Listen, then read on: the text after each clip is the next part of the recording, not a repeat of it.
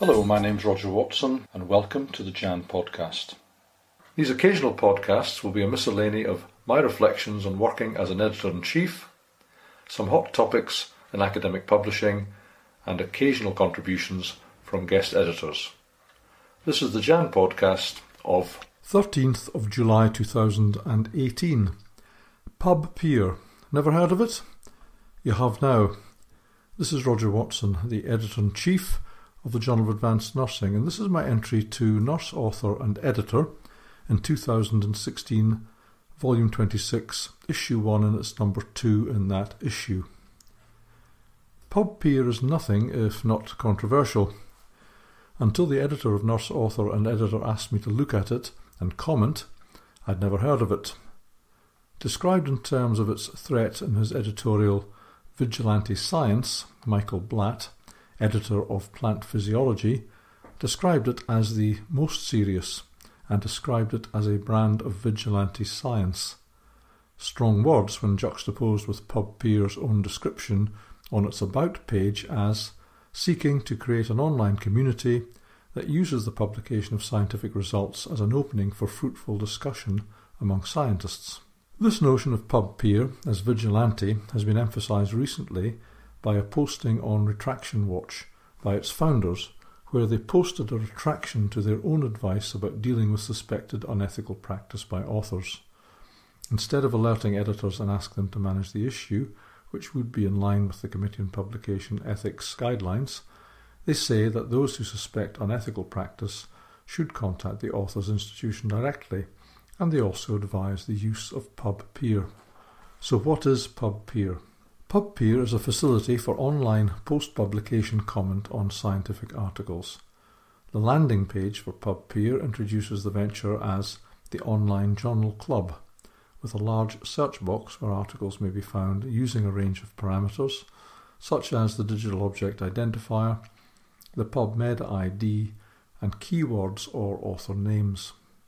A browser extension is also offered for download, which allows you to see PubPeer comments on PubMed and the journal website.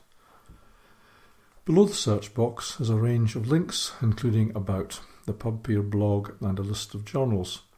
Naturally, I searched my own journal, Journal of Advanced Nursing, which is listed and under which there appears 3 entries.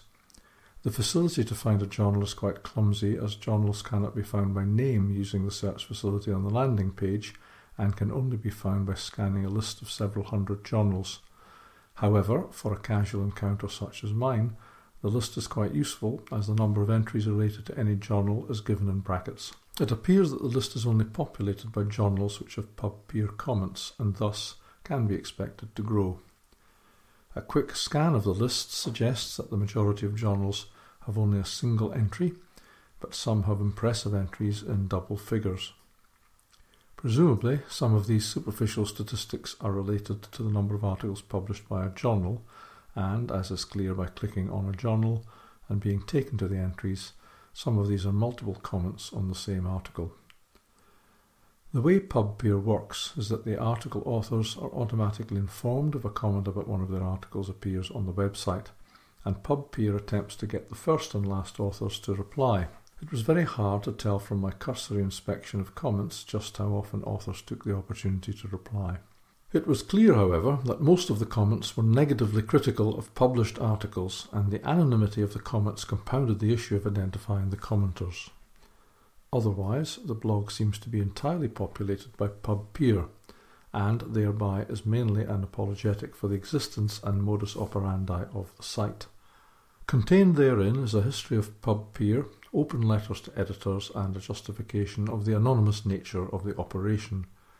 If you click on their press link on the landing page, you're taken to the logos of a wide range of newspapers, magazines and scientific journals where comments on PubPeer have appeared. It is clear by clicking on some of these lists that they have come under legal pressure to lift the anonymity of specific commenters. PubPeer has existed for a little over 2 years and it's beginning to gather momentum in terms of the number of entries on its pages. However, these are early days and the influence of its efforts are hard to gauge. Being unaware of the site, I've obviously never had anyone bring a PubPeer comment on any article to my attention. My guess is that this will change. The facility and the temptation to make anonymous comments on published articles will be too much to resist for many. Moreover, along with other sites such as Retraction Watch, high on sensitivity but low on specificity, we can expect a great deal more naming and shaming over poor science and unethical publishing practices. I'm an avid follower of Retraction Watch and will undoubtedly visit PubPeer regularly, but these ventures still make me uncomfortable. They are unofficial and unelected and represent nobody. The influence of Retraction Watch, which has ended careers, is undoubted, but not until I draw what I think is an excellent article to someone's attention and they reply, "But have you seen the comments in PubPeer?" will I know that this has made its mark and is here to stay. This podcast was produced in association with youpublicationslimited.com.